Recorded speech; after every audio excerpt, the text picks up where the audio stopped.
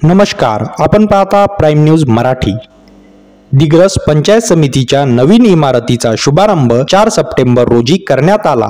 मात्र या कार्यक्रमाची कोणतीही प्रसिद्धी करण्यात आली नाही। ना जनतेला निमंत्रण, न वृत्तपत्रात जाहिरात। अशा शांततेत हा शुभारंभ पार पाडण्यात आला। जनसामान्यांसाठी उभारण्यात आलेल्या या नवीन कार्यालयाच्या शुभारंभाची माहिती जेव्हा नागरिकांनाच मिळाली नाही, तेव्हा स्वाभाविक अनेक प्रश्न निर्माण झाले।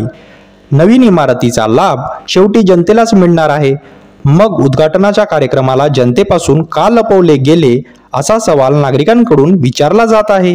त्यातच या सोहळ्यात कोणत्याही लोकप्रतिनिधींना सहभागी करून न घेता केवळ पंचायत समिती गटविकास अधिकारी आणि कर्मचारी यांच्या उपस्थितीत सत्यनारायण पूजन करण्यात आले।